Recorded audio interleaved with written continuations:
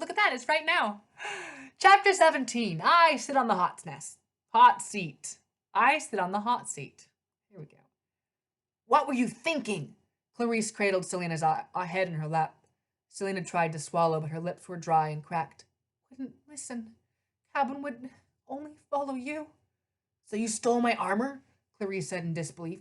You waited until Chris and I went out on patrol. You stole my armor and pretended to be me. She glared at her siblings. And none of you noticed?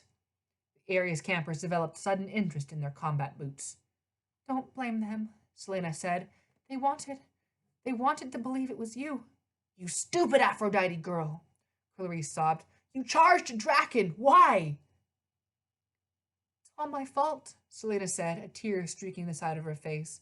The Draken, Charlie's death, camp endangered. Stop it, Clarice said. That's not true. Selena opened her hand.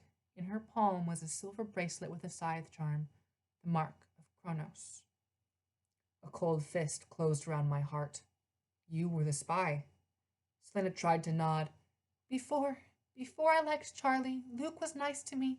He was so charming, handsome. Later I wanted to stop helping him, but he threatened to tell. He promised I was saving lives. Fewer people would get hurt. He told me he wouldn't hurt Charlie. He lied to me. I met Annabeth's eyes. Her face was chalky. She looked like someone had just yanked the world out from under her feet.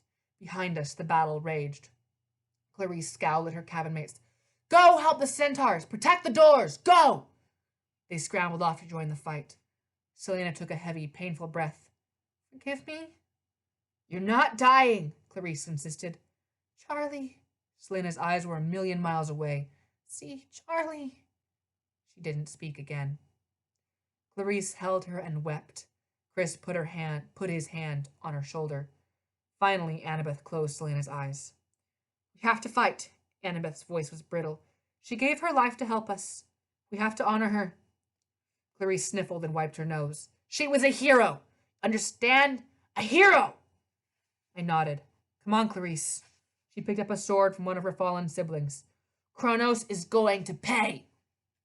I'd like to say I drove the enemy away from the Empire State Building. The truth was, Clarice did all the work. Even without her armor or spears, she was a demon. She rode her chariot straight into the Titan's army and crushed everything in her path. She was so inspiring, even the panicked centaurs started to rally. The hunters scrounged arrows from the fallen and launched volley after volley into the enemy. The Ares cabin slashed and hacked, which was their favorite thing. The monsters retreated toward 35th Street. Clarice drove to the Draken's carpus and looped the grappling line through its eye sockets. She lashed her horses and took off, dragging the Draken behind the chariot like a Chinese New Year dragon. She charged after the enemy, yelling insults and daring them to cross her. As she rode, I realized she was literally glowing, an aura of red fire flickering around her. The blessing of Ares, Thalia said. I've never seen it in person before. For the moment, Clarice was as invincible as I was. The enemy threw spears and arrows, but nothing hit her. I am Clarice Drakenslayer, she yelled. I will kill you all! Where is Kronos? Bring him out! Is he a coward? Clarice, I yelled. Stop it! Withdraw! What's the matter, Titan Lord? She yelled. Bring it on! There was no answer from the enemy. Slowly, they began to fall back behind a Dracene's shield wall, while Clarice drove in circles around Fifth Avenue, daring anyone to cross her path. The 200-foot-long Draken carcass made a hollow scraping noise against the pavement like 1,000 knives. Meanwhile, we tended our wounded, bringing them inside the lobby. Long after the enemy had retreated from sight, Clarice kept riding up and down the avenue with her horrible trophy, demanding Kronos meet her in battle. Chris said, I'll watch her. She'll get tired eventually. We'll make sure she comes inside. What about the camp? I asked. Is anyone left there? Chris shook his head. Only Argus and the nature spirits. Peleus the dragon is still guarding the tree. They won't last long, I said, but I'm glad you came. Chris nodded sadly. I'm sorry it took so long. I tried to reason with Clarice. I said there's no point in defending camp if you guys die. All our friends are here. I'm sorry it took Selena. My hunters will help you stand guard, Thalia said. Annabeth and Percy, you should go to Olympus. I have a feeling they'll need you up there to set up the final defense. The doorman had disappeared from the lobby. His book was face down on the desk and his chair was empty. The rest of the lobby, however, was jam-packed with wounded campers, hunters, and satyrs. Connor and Travis stole and met us by the elevators. Is it true? Connor asked. About Selena? I nodded. She died a hero. Travis shifted uncomfortably. I also heard. That's it, I insisted. End of story. Right, Travis mumbled. Listen, we figured the Titan's army will have trouble getting up the elevator. We'll have to go up a few at a time, and the Giants won't be able to fit at all. That's our biggest advantage, I said. Any way to disable the elevator? It's magic, Travis said. Usually you need a key card, but the doorman vanished. That means the defenses are crumbling. Anyone can walk into the elevator now and head straight up. Then we have to keep them away from the doors, I said. We'll bottle them up in the lobby. We need reinforcements, Travis said. They'll just keep coming. Eventually they'll overwhelm us. There are no reinforcements, Connor complained. I looked outside at Mrs. O'Leary, who was breathing against its glass doors and smearing them with hellhound drool. Maybe that's not true, I said. I went outside and put a hand on Mrs. O'Leary's muzzle. Chiron had bandaged her paw, but she was still limping. Her fur was matted with mud, leaves, pizza slices, and dried monster blood. Hey, girl, tried to sound upbeat. I know you're tired, but I've got one more big favor to ask you. I leaned next to her and whispered in her ear. After Mrs. O'Leary fast shadow-traveled away, I rejoined Annabeth in the lobby. On the way to the elevator, we spotted Grover kneeling over a fat, wounded satyr. Linnaeus, I said. The old satyr looked terrible. His lips were blue. There was a broken spear in his belly. His furry goat legs were twisted at a painful angle. He tried to focus on us, but I don't think he saw us. Grover? He murmured. I'm here, Linnaeus. Grover was trying to blink. Grover was blinking back tears, despite all the horrible things Linnaeus had said about him. Did we win? Yes, Grover lied. Thanks to you, Linnaeus. We drove the enemy away. Told you, the old satyr mumbled. True leader, true. He closed his eyes for the last time. Grover gulped. He put his hand on Linnaeus's forehead and spoke an ancient blessing. The old satyr's body melted until all that was left was a tiny sapling in a pile of fresh soil. A laurel, Grover said in awe. Oh, that old lucky goat. He gathered up the sapling in his hands. I should plant him in Olympus, in the gardens. We're going that way, I said. Come on. Easy listening music played as the elevator rose. I thought about the first time I'd visited Mount Olympus, back when I was 12. Annabeth and Grover hadn't been with me then. I was glad they were with me now. I had a feeling it might be our last adventure together. Percy, Annabeth said quietly, you were right about Luke. It was the first time she'd spoken since Selena Beauregard's death. She kept her eyes fixed on the elevator floors as they blinked into magical numbers. 400, 450, 500. Grover and I exchanged glances. Annabeth, I said, I'm sorry. You tried to tell me. Her voice was shaky. Luke is no good. I didn't believe you until I heard how he'd used Selena. Now I know. I hope you're happy. That doesn't make me happy. She put her head against the elevator wall and wouldn't look at me. Grover cradled his laurel sapling in his hands. Well, sure good to be together again. Arguing, almost dying, abject terror. Oh, look, it's our floor. Doors dinged and we stepped onto the aerial walkway. Depressing is not a word that usually describes Mount Olympus, but it looked that way now. No fires lit the braziers. The windows were dark. The streets were deserted and the doors were barred. The only movement was in the parks, which had been set up as field hospitals. Will, Solace, and the other Apollo campers scrambled around, caring for the wounded. Naiads and dryads tried to help, using the nature's magic songs to heal burns and poison. As Grover planted the laurel sapling, Annabeth and I went around trying to cheer up the wounded. I passed a satyr with a broken leg, a demigod who was bandaged from head to toe, and a body covered in a golden burial shroud of Apollo's cabin. I didn't know who was underneath. I didn't want to find out. My heart felt like lead, but we tried to find positive things to say. You'll be up and fighting Titans in no time, I told one camper. You look great, Annabeth told another camper. Linnaeus turned into a shrub, Grover told the groaning satyr. I found Dionysus' son Pollux propped up on a tree. He had a broken arm, but otherwise he was okay. I can still fight with the other hand, he said, gritting his teeth. No, I said. You've done enough. I want you to stay here and help with the wounded. But promise me to be safe, I said. Okay? Personal favor. He frowned uncertainly. It wasn't like we were good friends or anything, but I wasn't about to tell him it was a request from his dad. That would just embarrass him. Finally, he promised, and when he sat back down, I could tell he was kind of relieved. Annabeth, Grover, and I kept walking towards the palace. That's where Kronos would head, as soon as he made it up the elevator, and I had no doubt he would, one way or another. He would destroy the throne room, the center of the gods' power. The bronze doors creaked open. Our footsteps echoed on the marble floor. The constellations twinkled coldly on the ceiling of the great hall. The hearth was down to a dull red glow. Hestia, in the form of a little girl in brown robes, hunched at its edge, shivering. The Ophiotaurus swam sadly in his sphere of water. He let out a half-hearted moo when he saw me. In the firelight, the thrones cast evil-looking shadows, like grasping hands. Standing in front of Zeus's throne, looking up at the stars, was Rachel Elizabeth Dare. She was holding a Greek ceramic vase. Rachel, I said, what are you doing with that? She focused on me as if she were coming out of a dream. I found it. It's Pandora's jar, isn't it? Her eyes were brighter than usual, and I had a bad flashback of moldy sandwiches and burned cookies. Please put down the jar, I said. I can see hope inside it. Rachel ran her fingers over the ceramic designs. So fragile. Rachel. My voice seemed to bring her back to reality. She held out the jar and I took it. The clay felt as cold as ice.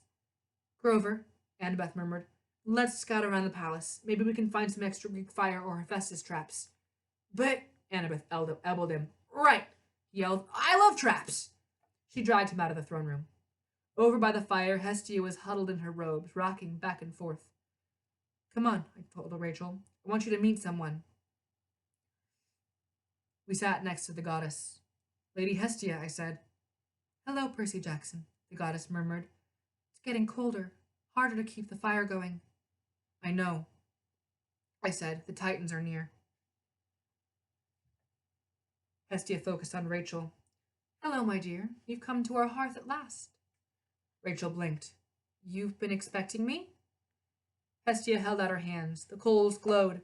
I saw images in the fire. My mother, Paul, and I eating Thanksgiving dinner at a kitchen table.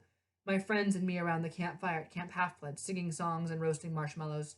Rachel and me driving along the beach in Paul's Prius. Didn't know if Rachel saw the same images, but the tension went out of her shoulders. The warmth of the fire seemed to spread across her. To claim your place at the hearth, Hestia told her, you must let go of distractions. It is the only way you will survive. Rachel nodded. I understand. Wait, I said. What is she talking about? Rachel took a shaky breath. Percy, when I came here, I thought I was coming for you. But I wasn't. You and me. She shook her head. Wait, now I'm a distraction? Is this because I'm not the hero or whatever? I'm not sure I can put it into words, she said. I was drawn to you because you opened the door to all of this. She gestured at the throne room. I needed to understand my true sight, but you and me, that wasn't part of it. Our fates aren't intertwined. I think you've always known that deep down. I stared at her. Maybe I wasn't the brightest guy in the world when it came to girls, but I was pretty sure Rachel had just dumped me, which was lame considering we'd never even been together. So what? I said. Thanks for bringing me to Olympus. See ya? Is that what you're saying? Rachel stared into the fire. Percy Jackson, Hestia said. Rachel has told you all she can. Her moment is coming, but your decision approaches even more rapidly. Are you prepared? I wanted to complain that no, I wasn't even close to prepared. I looked at Pandora's jar, and for the first time I had an urge to open it. Hope seemed pretty useless to me right now. So many of my friends were dead. Rachel was cutting me off. Annabeth was angry at me. My parents were asleep down in the street somewhere while a monster army surrounded the building. Olympus was on the verge of falling, and I'd seen so many cruel things the gods had done. Zeus destroying Maria D'Angelo, Hades cursing the last oracle, Hermes turning his back on Luke even when he knew his son would become evil. Surrender, Prometheus's voice whispered in my ear. Otherwise your home will be destroyed. Your precious camp will burn. Then I looked at Hestia. Her red eyes glowed warmly. I remembered the images I'd seen in her hearth, friends and family, everyone I cared about. I remembered something Chris Rodriguez had said. There's no point in defending camp if you guys die. All our friends are here. And Nico standing up to his father Hades. If Olympus falls, he said, Your own palace's safety doesn't matter. I heard footsteps. Annabeth and Grover came back into the throne room and stopped when they saw us. I probably had a pretty strange look on my face. Percy? Annabeth didn't sound angry anymore, just concerned. Should we, leave again? Suddenly I felt like someone had injected me with steel. I understood what to do. I looked at Rachel. You're not going to do anything stupid, are you? I mean, you talked to Chiron, right? She managed a faint smile. You're worried about me doing something stupid? I mean, will you be okay? I don't know, she admitted. That kind of depends on whether or not you save the world, hero. I picked up Pandora's jar. The spirit of hope fluttered inside, trying to warm the cold container. Hestia, I said, I give this to you as an offering. The goddess tilted her head. I am the least of the gods. Why would you trust me with this? You're the last Olympian, I said, and the most important. And why is that, Percy Jackson? Because hope survives best at the hearth, I said. Guard it for me, and I won't be tempted to give up again. The goddess smiled. She took the jar in her hands, and it began to glow. The hearth fire burned a little brighter. Well done, Percy Jackson, she said. May the gods bless you. We're about to find out. I looked at Annabeth and Grover. Come on, guys. And I marched toward my father's throne. The seat of Poseidon stood just to the right of Zeus's, but it wasn't nearly as grand. The molded black leather seat was attached to a swivel pedestal with a couple of iron rings on the side for fastening a fishing pole or a trident. Basically, it looked like a chair on a deep-sea boat, but that you would sit in if you wanted to hunt shark or marlin or sea monsters. Gods in their natural state are about 20 feet tall, so I could just reach the edge of the seat if I stretched out my arms. Help me up, I told Annabeth and Grover. Are you crazy? Annabeth said. Probably, I admitted. Percy, Grover said, the gods really don't appreciate people sitting in their thrones. I mean, like, turn you into a pile of ashes don't appreciate it. I need to get his attention, I said. It's the only way. They exchanged uneasy looks. Well, Annabeth said, this'll get his attention. They linked their arms to make a step, then boosted me onto the throne.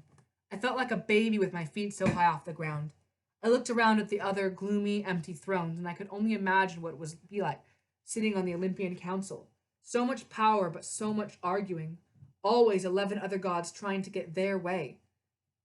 It would be easy to get paranoid, to look out for only my own interest, especially if I were Poseidon. Sitting in this throne, I felt like I had an entire sea at my command. Vast cubic miles of ocean churning with power and mystery. Why should Poseidon listen to anyone? Why shouldn't he be the greatest of the 12? Then I shook my head. Concentrate. The throne rumbled. A wave of gale force anger slammed into my mind. Who dares? The voice stopped abruptly. The anger retreated, which was a good thing because those two words had almost blasted my mind to shreds. Percy. My father's voice was still angry, but more controlled. What exactly are you doing on my throne?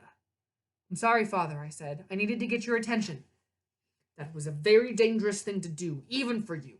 If I hadn't looked before I blasted you, would now be a puddle of seawater. I told him what was... I'm sorry, I said again.